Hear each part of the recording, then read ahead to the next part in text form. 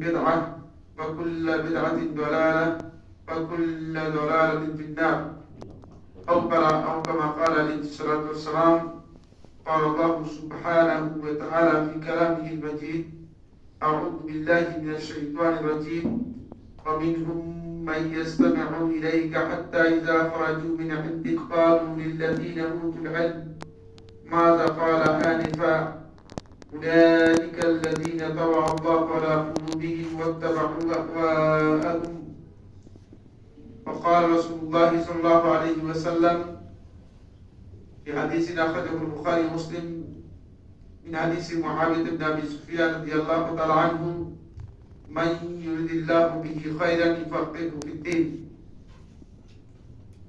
সম্মানিত আজকের এই জুমাবারের বিকেলবেলা গুরুত্বপূর্ণ ইসলামী হালাকায় অংশগ্রহণকারী দিনী ভাই বোনেরা, শুরুতে আল্লাহ রাব্বুল আলামিনের অসংখ্য শুকরগুজার হচ্ছি যে আল্লাহ সুবহানাহু ওয়া তাআলা আমাদেরকে জুমার এই গুরুত্বপূর্ণ সময়ে একটি মাজলিসুল ইলমিতে একত্রিত হওয়ার তৌফিক দিয়েছেন। এই জন্য আল্লাহ রাব্বুল আলামিনের শুকরিয়া আদায় করি, আলহামদুলিল্লাহ। আজকে যে বিষয়টি নিয়ে আমরা আপনাদের সাথে শেয়ার করব সেটা হচ্ছে আমাদের সালফে সালেহীনের মানহাজের গুরুত্বপূর্ণ একটি মূলনীতি, যেটাকে 22তম মূলনীতি হিসেবে এই কিতাবের মধ্যে উল্লেখ করা হচ্ছে। খুবই গুরুত্বপূর্ণ একটি মূলনীতি। এই মূলনীতির মুক্তা কথা যেটা হচ্ছে এই সালফে সালেহীনগণ তাদের মানহাজের অন্যতম একটি মানহাজ হচ্ছে ইয়াকুসুরাল উম্মাত আলা ফাহমিল কুরআনি ওয়াল হাদিস। তারা উম্মতকে উদ্বুদ্ধ অনুপ্রাণিত করে যাতে করে তারা কোরআন এবং হাদিস সঠিকভাবে বুঝে, কোরআন এবং হাদিস বুঝার জন্য উদ্বুদ্ধ অনুপ্রাণিত করে। যারা কোরআন এবং হাদিস বুঝার জন্য উদ্বুদ্ধ অনুপ্রাণিত করবে না, তারা মূলত সালাফদের মানহাজের অনুসারী নয়। আপনার হাতে কোরআন বাদ দিয়ে যদি, হাদিস বাদ দিয়ে যদি অন্য কিতাব ধরিয়ে দেয়, হয়তো ওজিফা একটা ধরাই দিল, অথবা আহাদ নামা একটা ধরাই দিল, অথবা একটা নিসাব ধরাই দিল, অথবা একটা হিকায়াতের কিতাব অথবা ফাজাইলের কিতাব ধরাই দিল, তাহলে বুঝতে হবে যে তিনি আসলে কোরআন এবং হাদিসের দিকে মানুষদেরকে দিচ্ছেন না। এবং এটাও আপনি নিশ্চিত বুঝবেন যে কোরআন এবং হাদিস বোঝার জন্য সালফে সালেহীন যে পদ্ধতি অনুসরণ করতেন সেই পদ্ধতি তিনি অনুসরণ করেননি। কেন সালফে সালেহীন কোরআন এবং হাদিস বোঝার ব্যাপারে লোকদের উদ্বুদ্ধ করতেন? তার কারণ হচ্ছে হিদায়াতের মূল উৎস হচ্ছে কোরআন এবং হাদিস। এখন মূল উৎস থেকে আপনি যত দূরে থাকবেন ততই আপনি শয়তানের কাছে থাকবেন। কোরআন এবং হাদিসের উৎস থেকে যদি আপনি দূরে থাকেন তাহলে আপনি মূলত শয়তানের কাছে থাকবেন। কোরআন এবং হাদিস থেকে আপনাকে দূরে সরিয়ে রাখা এটা শয়তানের কাজ, এবং শয়তান এই কাজটি আপনাকে করানোর জন্য চেষ্টা করবে। ফলে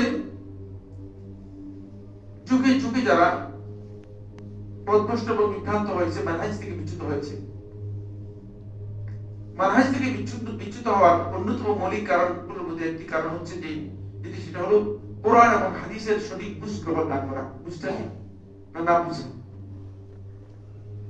আপনি দেখেন আমাদের দেশে যে সম্প্রদায়গুলো আছে এর মধ্যে উল্লেখযোগ্য সম্প্রদায় হচ্ছে বেরলভী সম্প্রদায়,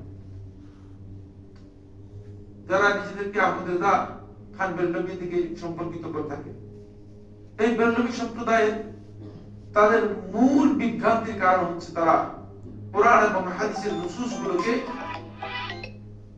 যেভাবে আল্লাহ এবং তার রাসূল বলেছেন, যে উদ্দেশ্যে আল্লাহ এবং তার রাসূল বলেছেন, এবং যেভাবে সাহাবায়ে কেরাম সহ পরবর্তী উম্মাহ যেভাবে বুঝেছেন, ঠিক সেভাবে না বুঝে পুরো উল্টা বুঝেছে, পুরো মন গড়া মন মতো বুঝেছে। ফলে বুঝের ভুলের কারণে বিশাল বিভ্রান্তি তাদের মধ্যে তৈরি হয়েছে।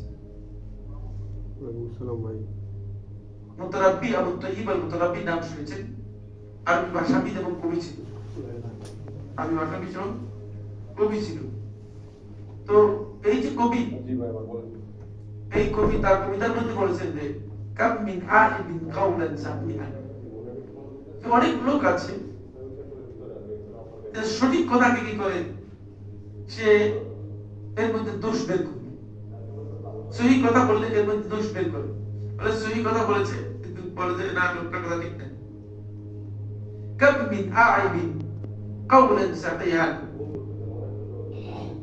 ওয়া আফাতুহু মিনাল ফাহমিস সাকিম, তার মূলত দোষটা এই কারণে নয় যে সে মানে এই কথাটা সঠিক জেনে তারপরে এটা বিতর্ক করতেছে, আর তার দোষটা হচ্ছে মূলত তার মুসিবতটা হচ্ছে, বিপদটা হচ্ছে সে বুঝছে দুর্বল বুঝছে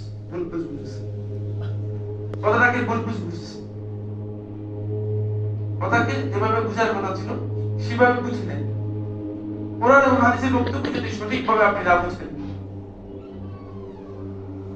তাহলে আপনি পুরাটাই উল্টা করবেন। দুইটা উদাহরণ, দুইটা মানে তাদবীর সুন্নাহর মধ্যে অনেকগুলো উদাহরণ বের করা হয়েছে, তবে আমি শুধুমাত্র দুইটা উদাহরণ আপনাদের এখানে পেশ করব যাতে করে বুঝতে আপনাদের